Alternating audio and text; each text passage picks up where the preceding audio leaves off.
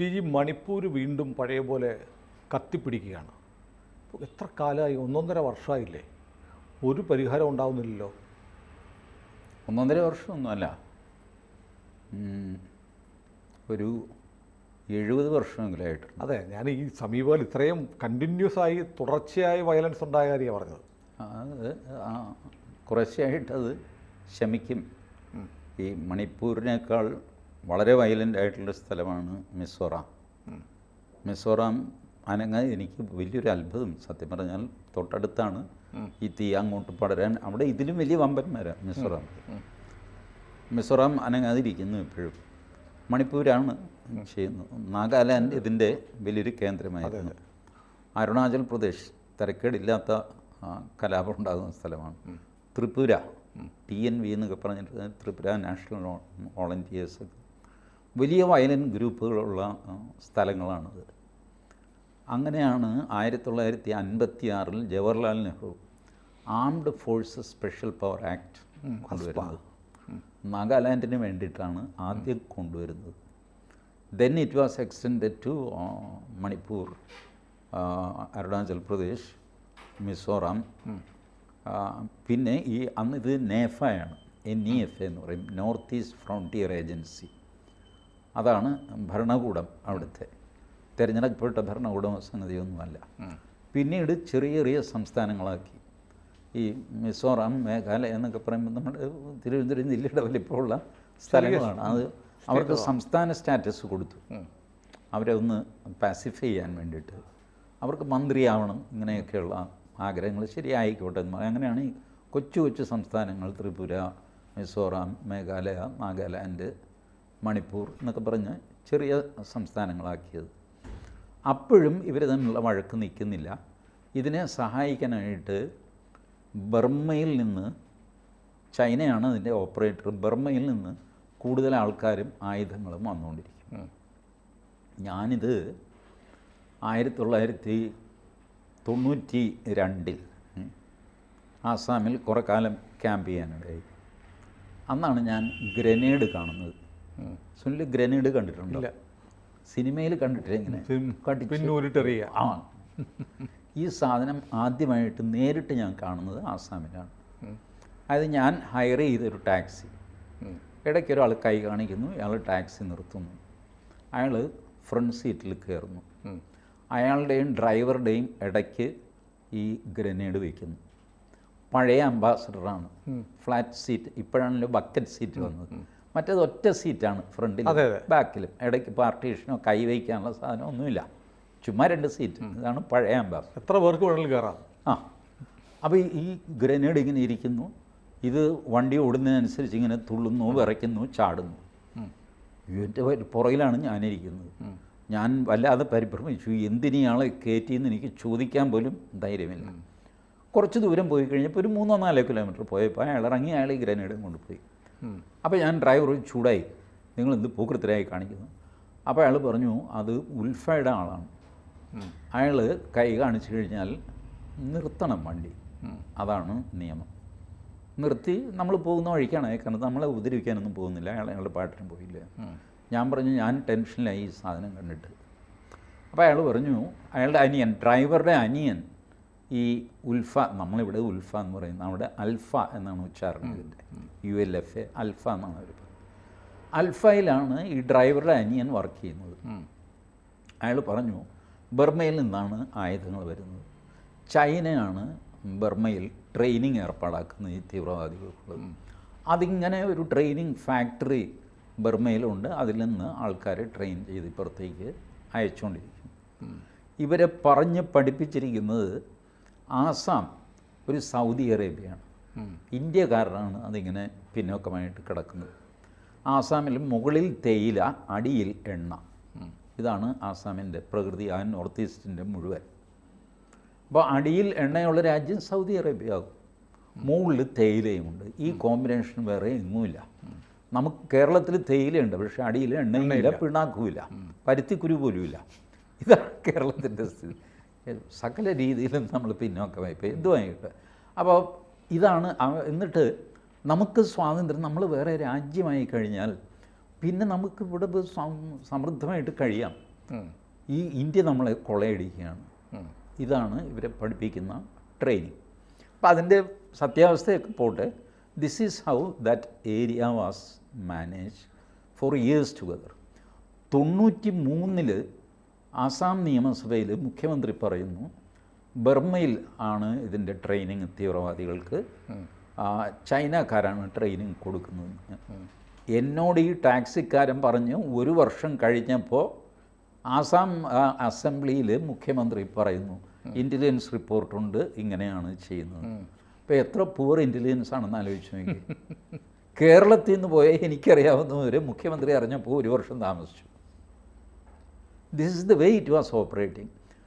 ഇതിന് ശേഷം ഈ 2014 മോദി സർക്കാർ അധികാരത്തിൽ വന്നതിന് ശേഷം, അതിനു മുമ്പ് വാജ്പേയി ഉള്ളപ്പോൾ ഇതിൻ്റെ അടിത്തറയിട്ട് തുടങ്ങി. വാജ്പേയിയാണ് നോർത്ത് ഈസ്റ്റിന് ഒരു കേന്ദ്രമന്ത്രി കൊടുത്തത്. അത് അരുൺ ഷൂറി ആയിരുന്നു. അരുൺ ഷൂറിക്ക് അഡ്മിനിസ്ട്രേറ്റീവ് സ്കിൽസ് മാത്രമല്ല ഹിസ്റ്ററി ആൻഡ് പൊളിറ്റിക്സ് അറിയാം.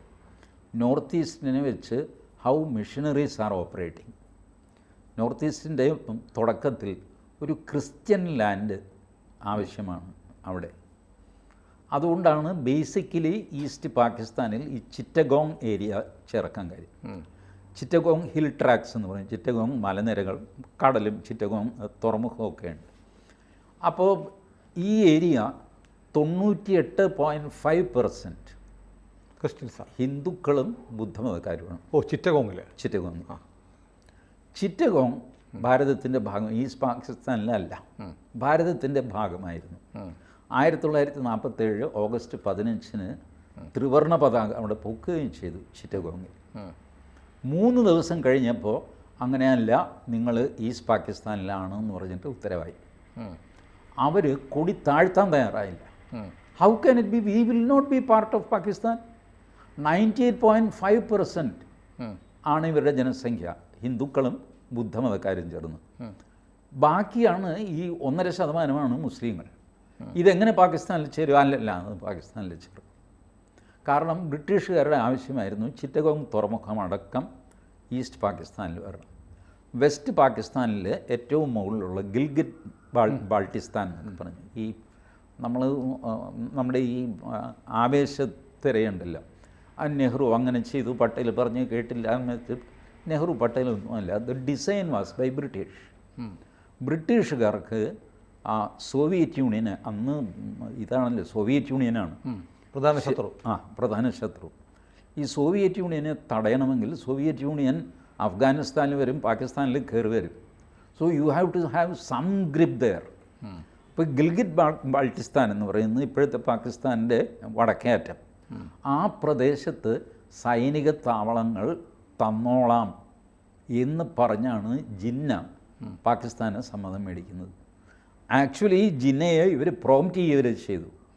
നീ ചോദിച്ചോ പാകിസ്ഥാൻ, ഞങ്ങൾ സപ്പോർട്ട് ചെയ്യാൻ ഞങ്ങളും സമ്മതിക്കാം, പാകിസ്ഥാൻ കിട്ടും, കുഴപ്പമൊന്നുമില്ല. ബട്ട് ഒൺലി തിങ്, ഈ ഗിൽഗിറ്റ് ബാൾട്ടിസ്ഥാനിൽ ഞങ്ങൾക്ക് എയർബേസ് വേണം.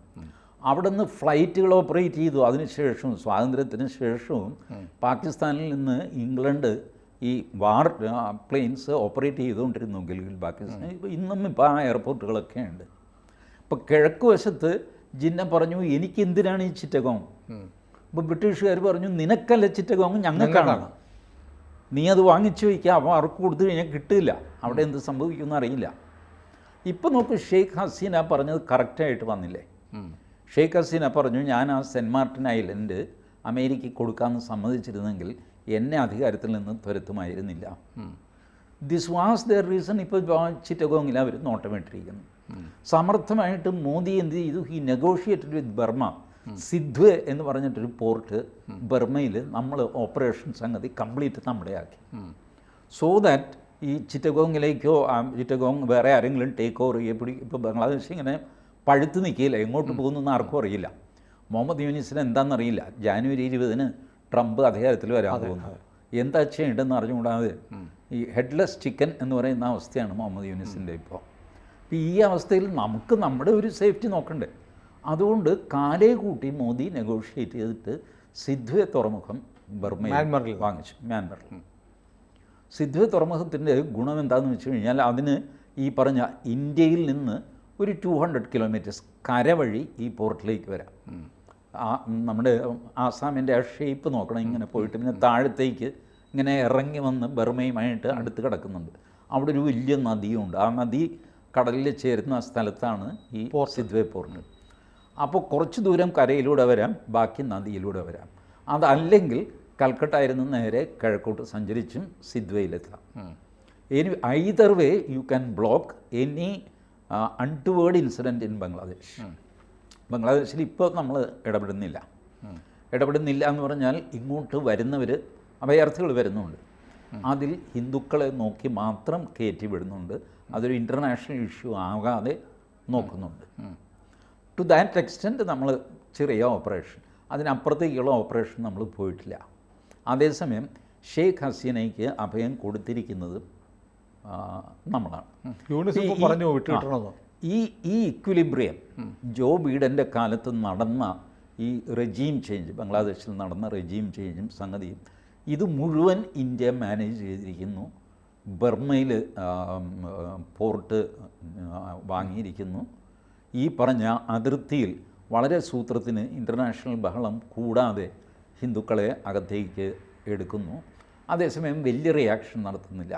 ബംഗ്ലാദേശി ഹിന്ദുക്കളെ പറ്റി ഏറ്റവും വലിയ പ്രസ്താവന നടത്തിയത് മോദിയല്ല, ഡൊണാൾഡ് ട്രംപാണ്. അപ്പം ജാനുവരി 20 കഴിഞ്ഞാൽ ഈ പറഞ്ഞ കലാപരിപാടിയും കൂടെ നിന്നുപോകും, ഇതിൻ്റെ ഫൈനാൻസസ് നിന്നുപോകും. തുൾസി ഗബാർഡ്, ഞാൻ ഹിന്ദുവാണെന്ന് പ്രഖ്യാപിക്കുന്ന അമേരിക്കക്കാരി, പരസ്യമായി പ്രഖ്യാപിക്കുന്നത്, അവർ ഹിന്ദു റൂട്ട്സ് പലരും ധരിക്കുന്നുണ്ട് കേട്ടോ. അവർ ഇന്ത്യക്കാരിയാണ്, പിന്നെ അമേരിക്കയിൽ പോയി അങ്ങനെയൊന്നുമല്ല.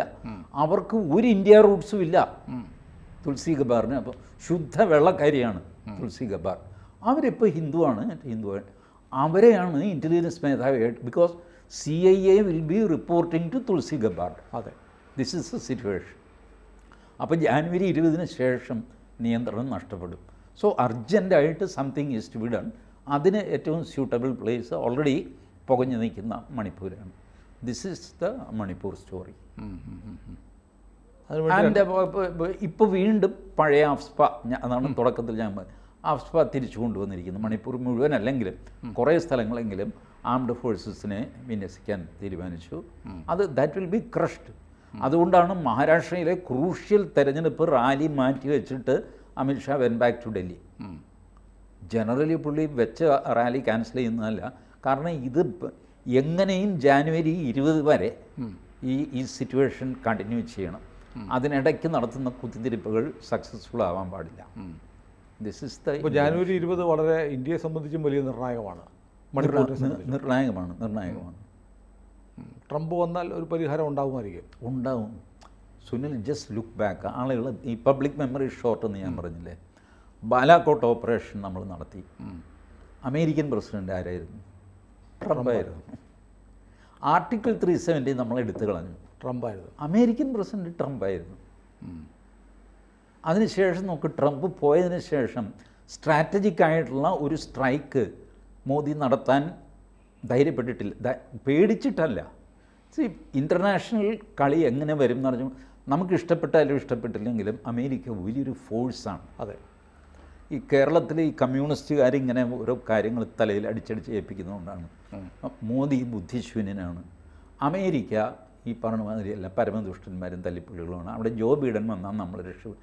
ഇങ്ങനെയൊക്കെയുള്ള അന്ധവിശ്വാസം, ഇതൊന്നും സത്യമല്ല. America is a big force, please accept that. അവർ എക്കണോമിക്സിൽ ഇപ്പോഴും നമ്പർ 1 ആണ്, മിലിറ്ററിയിൽ നമ്പർ 1 ആണ്. They are number 1. They are still capable of controlling the whole world. ഇപ്പോൾ ബ്രിക്സ് വെച്ച് നമ്മളൊരു ചലഞ്ചിന് സ്റ്റാർട്ട് ചെയ്യുന്നു, അതിന് തന്നെ അവർ ഭയങ്കരമായിട്ട് റിയാക്ട് ചെയ്യും. They are not good. Number 1 position ആരെങ്കിലും വിട്ടുകൊടുക്കുക. So when you do an international operation, you have to be very careful how USA will react. That will be first priority of every nation. നമ്മളെന്തെങ്കിലും ചെയ്യാൻ പോകുമ്പോൾ USA reaction എന്തായിരിക്കും നോക്കണം, because he is powerful. You have to be very strategic, സ്കിൽഫുള്ളായിട്ട് ചെയ്തില്ലെങ്കിൽ മൂക്കും കുത്തി വീഴും. അതാണ് ഞാൻ ഈ 2 ഇൻസിഡൻസ്. അല്ല, ഏതായാലും ഈ പറഞ്ഞ പോലെ അങ്ങനെയാണെങ്കിൽ ഈ ചില പ്രത്യേക താല്പര്യക്കാർക്ക് ഇത് പരമാവധി കത്തിക്കാനുള്ള അവസാന ടൈം ലൈനാണ് ജനുവരി 20. Need not be. കാരണം ട്രംപ് വന്നു എന്ന് വിചാരിച്ച് ഡീപ് സ്റ്റേറ്റ് ഓപ്പറേഷൻ ടപ്പ് എന്ന് പറഞ്ഞ് സ്വിച്ച് ഇട്ട പോലെ നിൽക്കാനൊന്നും പോകുന്നില്ല. They are powerful. ട്രംപിൻ്റെ കഴിഞ്ഞ വീക്കിലെ ഒരു സ്റ്റേറ്റ്മെൻ്റ് ഉണ്ടായിരുന്നു, ഞാൻ ഡിക്റ്റേറ്റർ ആയിരിക്കും ജനുവരി 20-ന്. 5 കാര്യങ്ങൾ പറഞ്ഞു. അതിലൊന്ന് ഡീപ് സ്റ്റേറ്റിനെ ഫിനിഷ് ചെയ്യുന്നതായിരുന്നു. Very difficult. ഡീപ് സ്റ്റേറ്റ് എന്ന് പറഞ്ഞു കഴിഞ്ഞാൽ Obama, Clinton, Hillary Clinton, Rockefeller foundation, Harvard university, plus George Soros, അയാളുടെ open society foundation with a huge network throughout the world. It's not as simple. പിന്നെ കാരണവർ പറയുമ്പോൾ അങ്ങ് പറഞ്ഞു എന്നേ ഉള്ളൂ. എന്തായാലും പറഞ്ഞല്ലോ, പറഞ്ഞു എന്നുള്ളത് പ്രധാനപ്പെട്ടതാണല്ലോ. ഏതായാലും നമുക്ക് നോക്കാം. ഏതായാലും ജനുവരി 20-ന് ശേഷം എന്തായിരിക്കും മണിപ്പൂരിനും സംഭവിക്കാൻ പോകുന്നതെന്ന് നമുക്ക് കാത്തിരുന്ന് കാണാം. കൂടുതൽ വാർത്തകളും വിശേഷങ്ങളും നിങ്ങളിലേക്ക് എത്താൻ ABC മലയാളം സബ്സ്ക്രൈബ് ചെയ്യുക, ബെൽ ബട്ടണും അമർത്തുക.